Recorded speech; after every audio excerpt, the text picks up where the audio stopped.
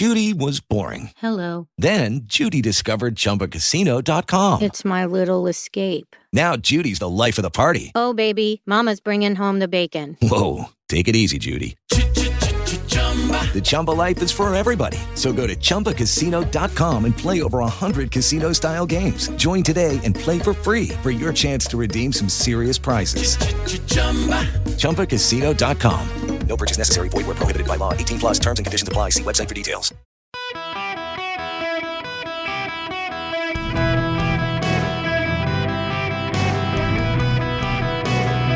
Welcome to the Eric Erickson Show Podcast, Hour 3. Hello and welcome. It is Eric Erickson here. The phone number is 877-973-7425. Should you wish to be on the program, I am happy to have you. Y'all, I've got to talk about the Joe Biden interview from last night. Wow.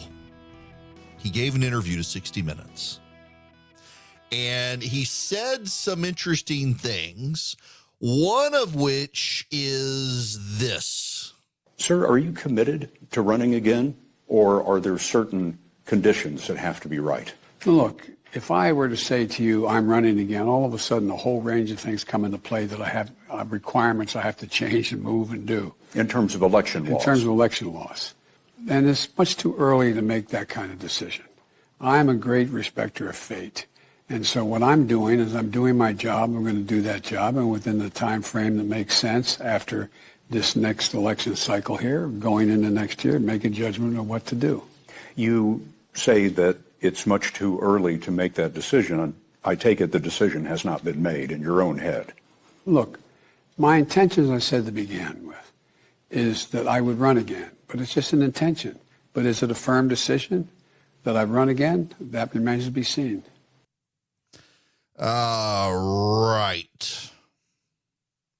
Right. He hasn't made the decision. Oh, the decision's going to be made for him when the election goes poorly. Now, a couple more things that he said. We'll get to the heart of it.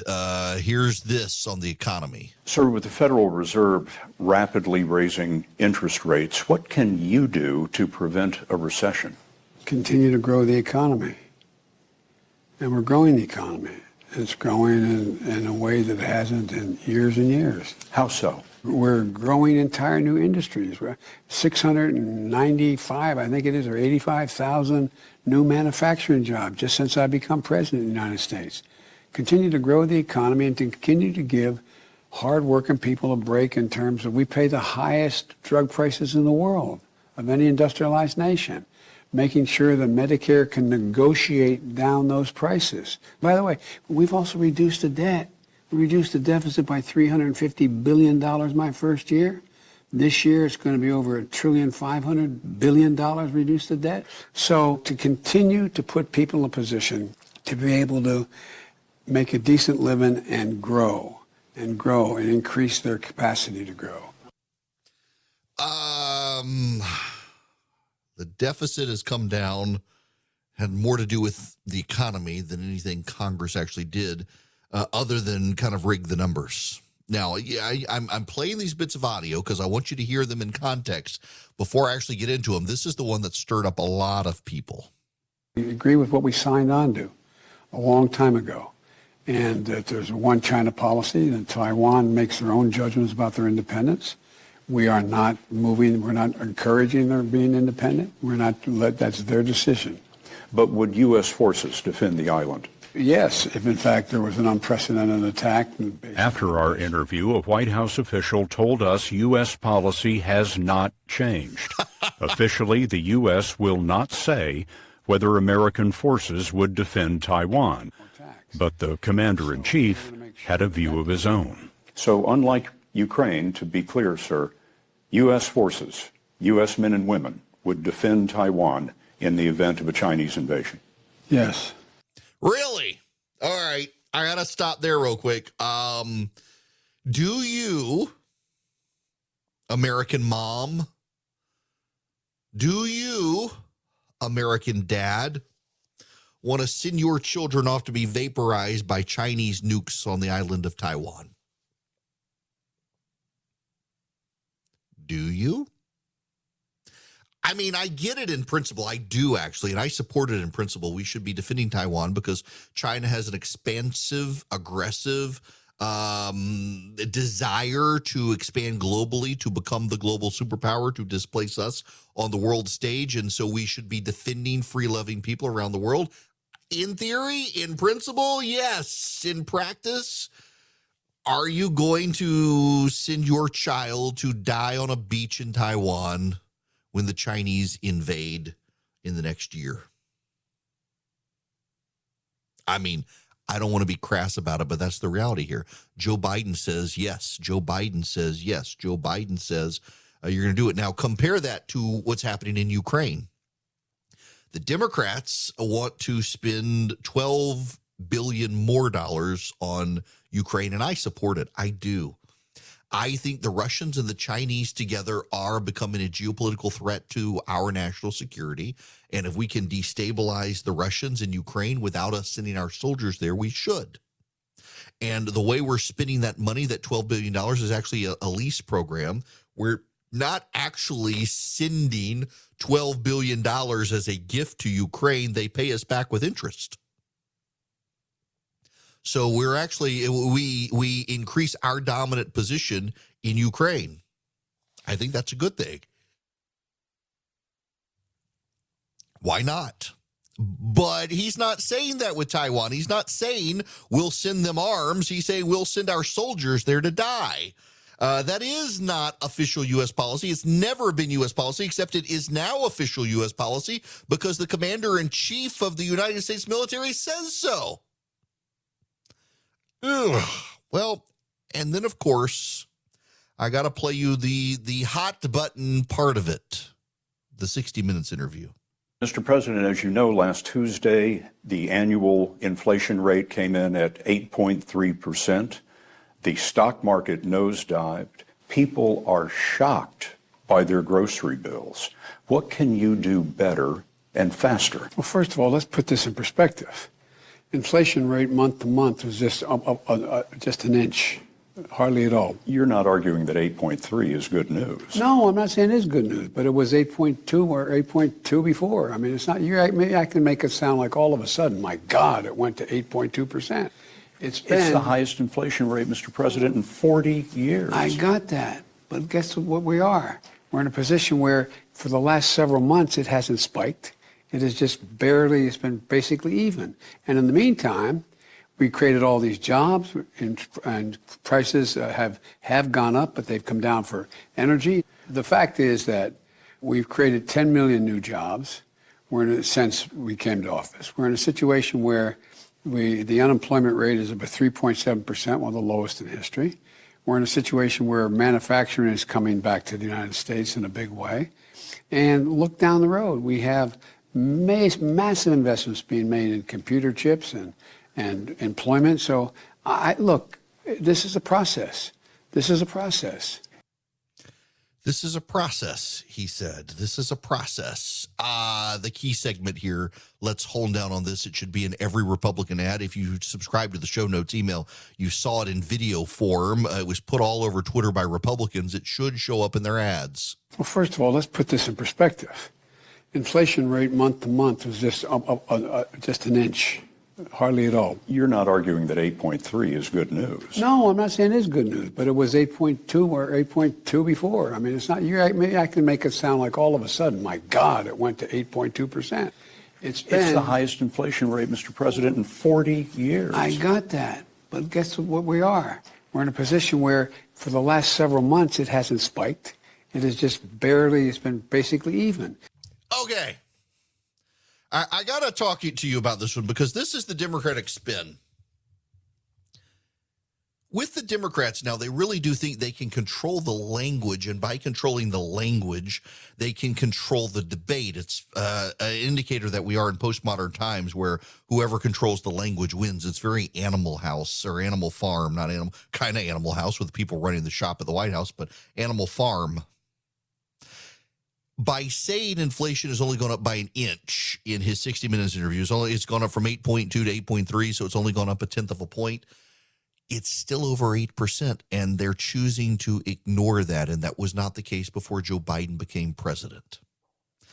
What Joe Biden is attempting to do is redefine the parameters of the debate. We have always used the annual inflation rate as a more accurate benchmark for how people are impacted by the economy. Joe Biden has decided, no, we're just going to look month to month now. And it was 0 from June to July, and then it was 1/10 of a point up for August. Therefore, it's really not going anywhere. The problem here is that it's gone up a great deal. It's gone up over 8% in a year. That means your prices are up. For the president of the United States to be dismissive of inflation and say it's gone up an inch is really, really a sign of how out of touch he is. It is his Marie Antoinette moment. I have talked about how his administration has been out of touch this whole time. You had the Secretary of Energy and the Secretary of Transportation essentially tell the poors, you poors, go get a battery-powered car. That'll save you some money. Stop complaining about gas. Go buy a Tesla and you'll be fine. We're running on sunshine. You can too, you poors. And now here comes Joe Biden. And he's like, oh, you poor people and your inflation, it's only gone up about an inch. I mean, it's not that bad. You've been used to it for a year now. Meanwhile, people are struggling to pay their bills and buy groceries and put gas in their car and send their kids to school and do everything else. It's absurd that he's that dismissive of inflation. It's absurd. This president, the president of the United States, to Scott Pelley on CBS's 60 Minutes, would be dismissive of inflation. You're acting like it just happened. It's been here for a while. Yes, during your administration, Mr. President, not during the last guy's administration. You may not like Donald Trump, but we were not experiencing 8% inflation under Donald Trump. For the president to be that dismissive of it, to claim that it's really no big deal, that it's only up an inch. By that, he means 1/10 of a percentage point from last month, when it still puts it over 8% for a year over year. That's not the message the Democrats really want headed into the midterms. It's not the message they want to be selling, and yet that's the message Joe Biden put out last night. First, your kids are going to go to war in China and die on the beaches of Taiwan to defend that island. And then you yourself here at home, you poor people, who cares about your inflation? I mean, it's only up 1/10 of a point. It's not like it's suddenly spiked. I mean, who cares about your conditions? These really aren't winning messages for the Democrats, and that's what the president's doing. Now, I'm struck by something here. Remember the president months ago now, he was giving a speech and he said he had cancer. And the White House was like, no, he missed, but he doesn't have cancer. That's just the dementia talking. No big deal. That's kind of what they're doing on all of this stuff, too. He didn't mean to downplay inflation. It's just he's an old man. He was tired. I didn't really mean to say we're going to go to war with China. It's just the dementia talking, kind of like with the cancer. This is not a good way to represent the president of the United States. I realize he's traveling. He's tired. He's jet lagged. He's going to a funeral in Great Britain. But to say these things on 60 Minutes, coming after a football game where people were watching the president of the United States be dismissive of their concerns about inflation and tell them their children who are in the military are going to go fight China. Not a good look for the Democrats headed into the midterms. Listen to this audio from NBC News. And if you've already started shopping, you know prices are still sky high. Latest inflation report, worse than expected. So, of course, budget's a little on the tight side. Well, NBC News senior consumer investigative correspondent Vicki Wynn is here to help make those holiday wishes and dreams come true. Good morning, Vicki. Good morning. Okay, so what are the big concerns going into this holiday season? Last year it was all about, lack of supply, shipping delays. What's the concern this year? You're 100% right, Dylan. Remember last year, all we were talking about is all that stuff stuck on the dock, stuck in those containers, not making it on shore. Well, this year, it's all about inflation. As you mentioned, Al, Bankrate did a survey, found 40% of people said they're absolutely factoring inflation into their holiday budgets. Another survey found 73% said they're taking a very close look at their budgets this year compared to last year.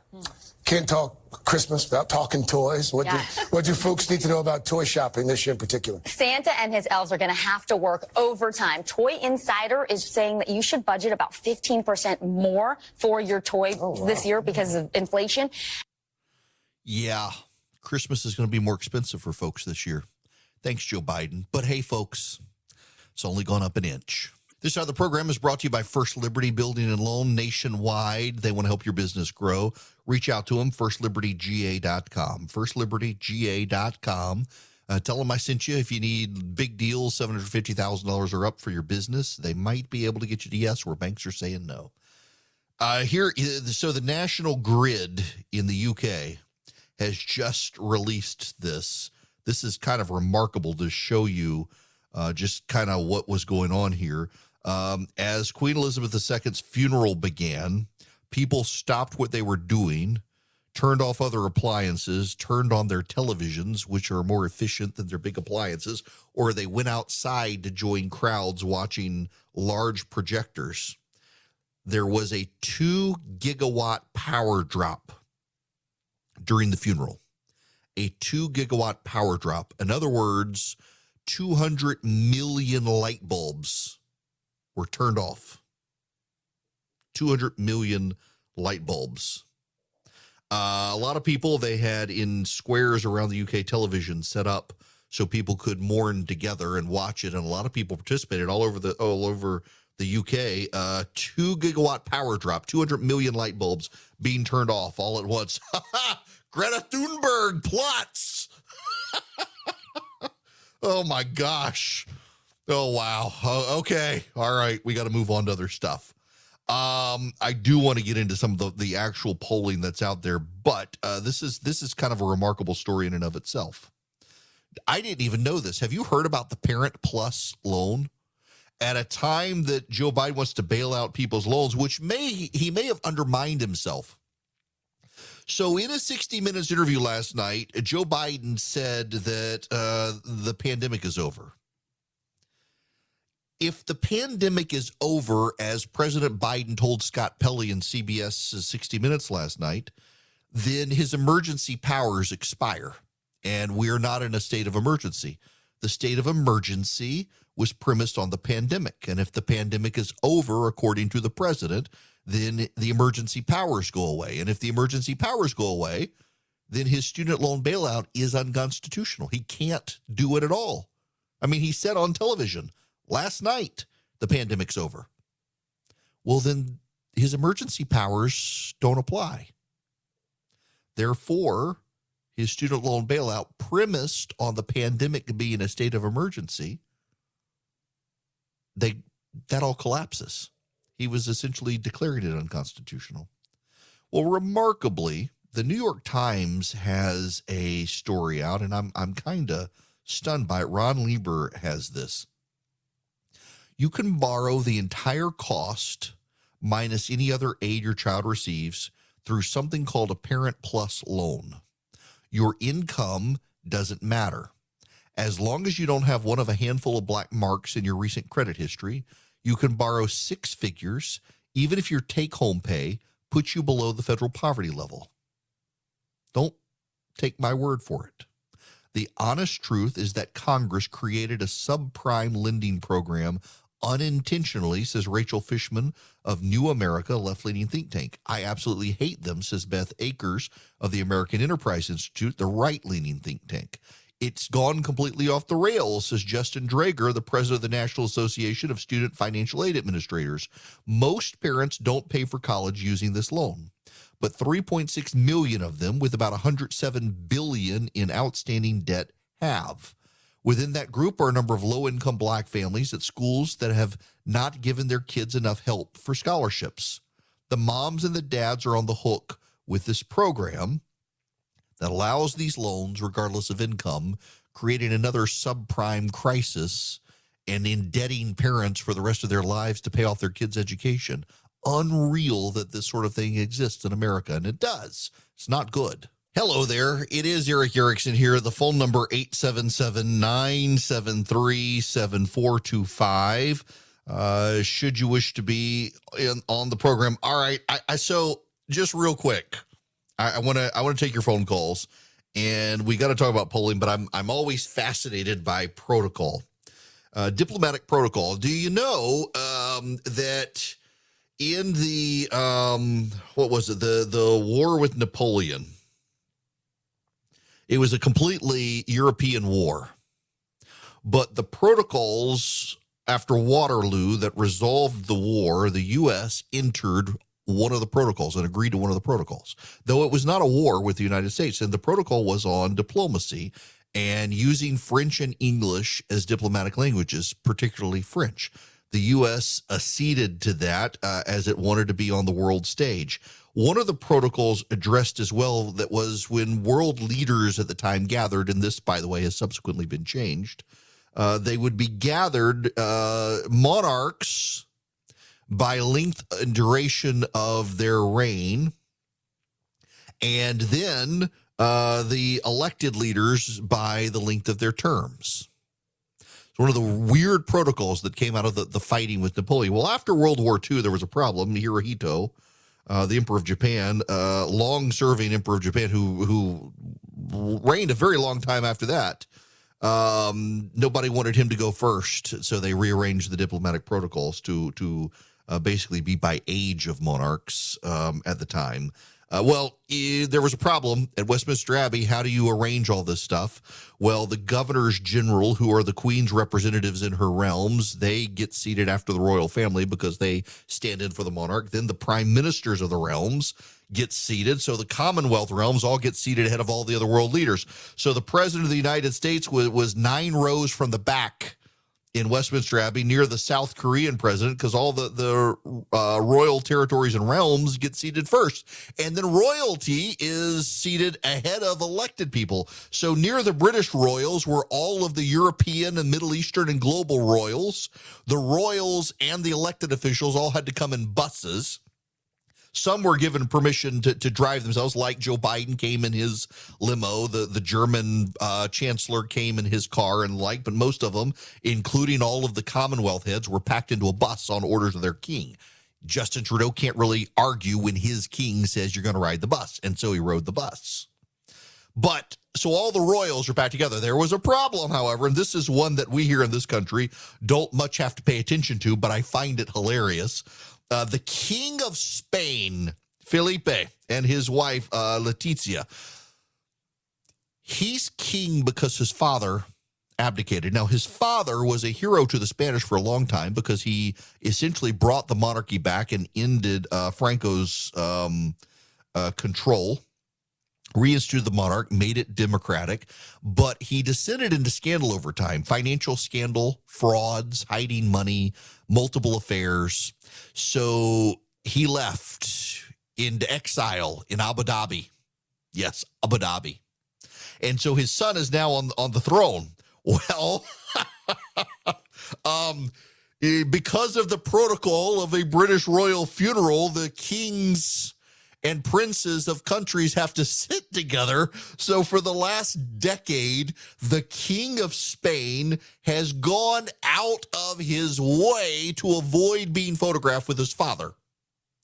There do not exist photos of the abdicated, disgraced King of Spain and the current King of Spain being together in public since that abdication. Until today, the Earl Marshal of England, who's also the Duke of Norfolk, whose job is to preside over and direct these sorts of things, made them sit together whether they wanted to or not.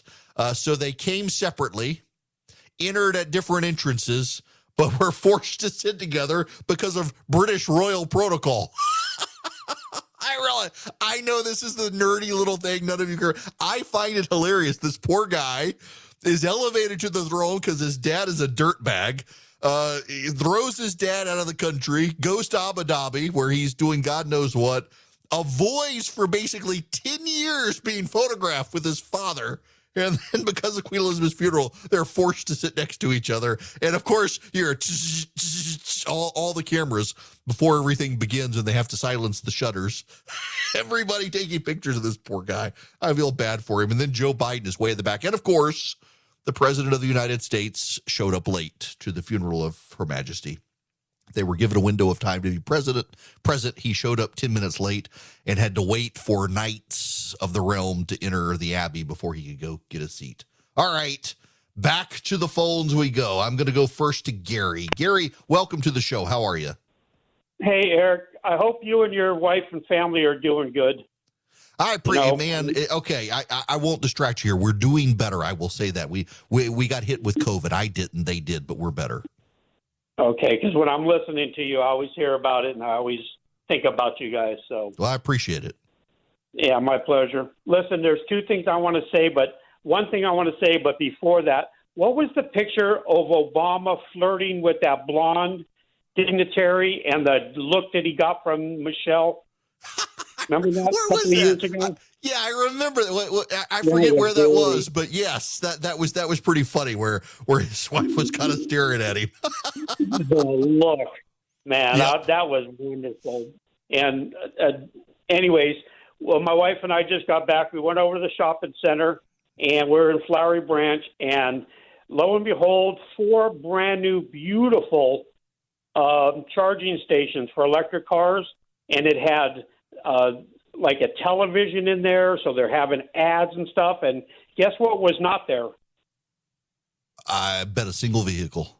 Not a single vehicle. No, of course. Not a single vehicle. My goodness, it doesn't surprise me at all. Yeah, they were beautiful, though. I mean, they were state of the art, I must say. What was charging them? What was charging them? Wasn't that the coal-fired plants? You're not supposed to talk about that. You're not supposed to say that. Sorry. I know nobody listens to your show, so we're good. Yeah, totally. Yeah, Gary, so there's a Panera Bread near me, and they've got a Tesla charging station there, and there are, I think, 6 chargers there. And occasionally I'll see a high-speed, a Tesla there with the high-speed charger occasionally, but not often. Now, they used to have them in a different part of town, but more than one person got mugged while they were there, so they've moved them to the north end of town. And so you can just go sit in the Panera Bread, which is literally in the same parking lot, so you don't have to worry about getting mugged in downtown Macon. But every once in a while, I'll see a Tesla there. Only Teslas use them, and so most often they're completely empty. And there's a high-speed charger in downtown Macon, and no one ever uses it. And it turns out, I figured out why the other day. They put in the high-speed charger, and a buddy of mine was telling me, is it that high speed? It still takes hours to charge up your car if you use it. So just because of the line. How much charge can you get while you're having lunch? Yeah, exactly. I mean, you gotta have lunch, dinner, and several drinks, and by then you're not fit to get back in the car. Well, then you get a hotel room right there. Exactly. Brand new hotel in downtown Macon right by the charger. Coincidence? I think not. Thanks very much, Gary, for the phone call. I will tell you guys, though, to fill you guys in, and I haven't talked much about it, we were trying to figure out what was going on. Our oldest daughter got hit with a bug, and they couldn't figure out what it was. And my wife as well has been miserable. Y'all, I'm telling you, neither of them could get out of bed. So our school has an attendance policy. You can't miss 10 days in a semester, excused or unexcused. At 10 misses, at 10 absences, you're done for the semester. You don't, your grades don't count after that. You got to do it all over again. And we're in the first quarter of the first semester, and our kid has missed 7 days of school. Now, thankfully, the school is like, well, we do make exceptions to the policy, and prolonged illness is one. She hasn't been able to go to the bed. Today is her first day back at school in a week and a half.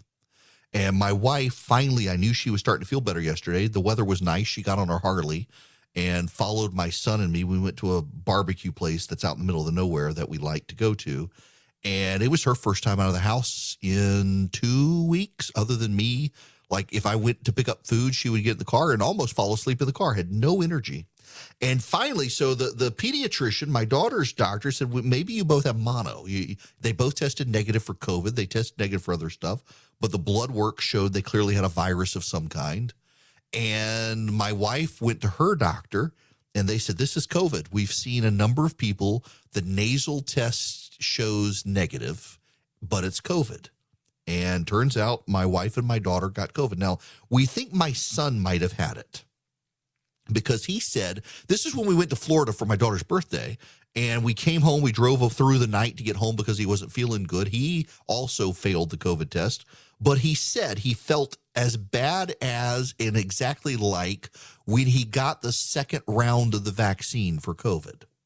Felt just that bad. And they thought it was a sinus infection, and they thought it was norovirus. There was one day I had a sore throat and sniffles. That's it.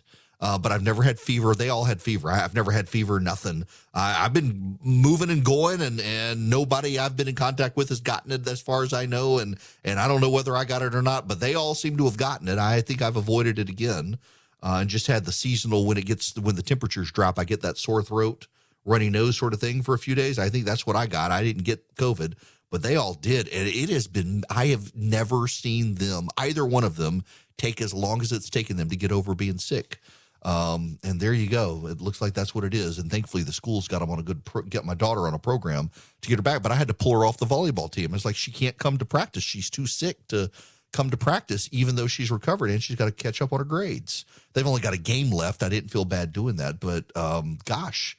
All right. More than you wanted to know. Let's go back to the phone. Cindy, you're going to be up next. Welcome to the Eric Erickson Show, Cindy.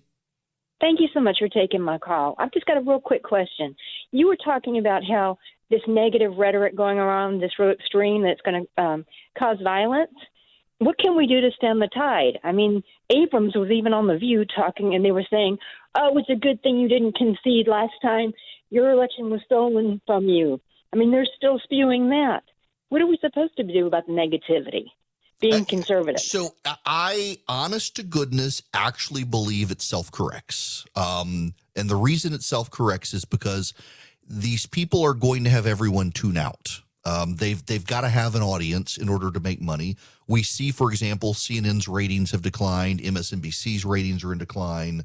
The View's ratings are in decline as they've moved to be so partisan and cater to the views of the left at the expense of everyone else. Their viewership has declined. Subscribers to the New York Times are down. Subscribers to the Washington Post are down as they cater to that specific worldview and only want to cover the news the left cares about and frame every news story in a way the left cares about. Their revenue's collapsing. And now they may be true believers, but they're going to go bankrupt.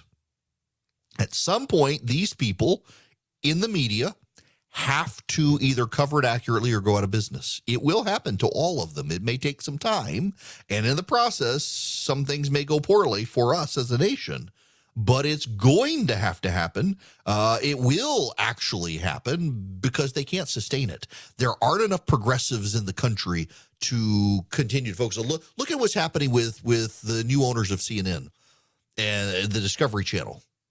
They have decided explicitly that there's so much programming skewed to the left, they're missing the entirety of the right. And because of that, they're dropping a number of their programs that catered to people on the left, understanding that by catering so much to the left, they've precluded an entire market of centrist and right-of-center viewers. And they're now trying to get those people back. They've got to get those people back if they want to keep making money. And at the end of the day, this is why I think so many people in the media hate capitalism, is because they know at the end of the day, when their viewership and their readership collapses, they go out of business in a capitalist society. And we're on the verge of them doing that. One of the groups that's making it possible for this to happen and to fight the cause for the conservative movement is Patriot Mobile. Just by moving your cell phone coverage to Patriot Mobile, you contribute to the conservative movement because they take a portion of their profits and give it to the conservative movement. In fact, in school board races around the country, they're batting 1,000. Every school board race they've gotten involved with at local level around the country, the Patriot Mobile has helped the conservative win and beat a woke candidate. You can take your existing phone number there. You can get a new phone number from them. If you have an unlocked cell phone, you can take that to Patriot Mobile. If you need a new phone, you can get one from them. All you do is go to patriotmobile.com/Eric, patriotmobile.com/ERICK, or you can call them. They have 100% U.S.-based customer service. They give you great discounts. If you're a veteran, first responder, a teacher, an NRA member, you get good discounts. If you need multiple lines for your house because you got kids who need cell phones and you're paying for them, they'll give you a discount for that as well. You can call them at 972-PATRIOT. Tell them I sent you. You get free activation, and you get guaranteed great service wherever you are nationwide. PatriotMobile.com/Eric or 972-PATRIOT. Hello there. It is Eric Erickson here. The phone number is 877-973-7425. I want to play you this rather lengthy segment here. It's less than 2 minutes, but still more than we usually play, from Shannon Bream with the head of the White House Council on Economic Advisors, because there's still a problem in store for the president and his team as we head to the midterms. Of this. So let's look forward, because it looks like employers are worried as well. These are some of the headlines on looking at employer freezes, hiring, all these things. The Business Insider on Friday talks about the FedEx boss warning of a worldwide recession, closing stores, freezing hiring, trimming hours, parking planes. Financial Times, Goldman Sachs plans to cut jobs because they say deal making is drying up. Amazon shrinks workforce by 100,000, hiring freezes, layoffs above the law, says hiring freezes, stealth layoffs hit top 50 big law firms. Yeah. So what are they seeing that the White House doesn't, or are you guys just not willing to acknowledge it? No, first of all, we're very willing to acknowledge we're very much a fact-based economics team when it comes to all of this. But I have to give you facts on the other side of that coin, okay? Since this president got here, almost 10 million jobs created, an historical record, an unemployment rate close to a 50-year low, 3.7%. There are 18 states out there with unemployment at 3% or below. These are historical numbers. It's about the tightest labor market on record. Now, at the same time, we've been talking about inflationary pressures. We know that the Federal Reserve is in a hiking cycle to try to dampen those inflationary pressures, as they should be. We know that's cooling off an overheated housing market. So these are all dynamics that are in play. But in the background is one of the strongest labor markets Americans have ever experienced. And that is such a critical tailwind, given all the other pressures you've just taken us through. And both are true. You have to keep both things in your head at the same time. There are challenges in this economy, and you have an administration with a president overseeing an economic team that is undertaking these challenges with a rigor that I, as a guy who's got aging gray hair over here, I've never seen such an aggressive pushback on these kinds of economic challenges. We got some aggressive pushback on economic challenges, and you have more companies starting to announce their layoffs. FedEx is predicting a global recession. It says its shipping orders are already declining. FedEx and UPS tend to be harbingers of what's to come because they see shipping traffic. They see the declines. Home builders are starting to lower prices as home building sentiment falls for the 9th straight month. Stocks at the end of the day have slipped back into negative territory. The Dow's now down 11. Earlier it was up 9. The S&P is up 0.18 points, not percent, but points.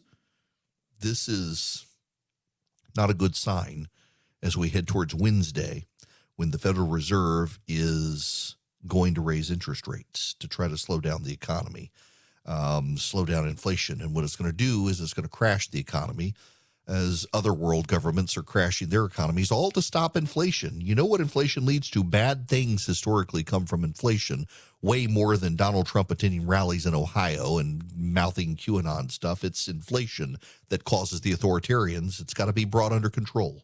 Hello, it is Ryan, and we could all use an extra bright spot in our day, couldn't we? Just to make up for things like sitting in traffic, doing the dishes, counting your steps, all the mundane stuff. That is why I'm such a big fan of Chumba Casino. Chumba Casino has all your favorite social casino-style games that you can play for free anytime, anywhere, with daily bonuses. That should brighten your day a little. Actually, a lot. So sign up now at ChumbaCasino.com. That's ChumbaCasino.com. No purchase necessary. VGW Group. Void where prohibited by law. See terms and conditions. 18+.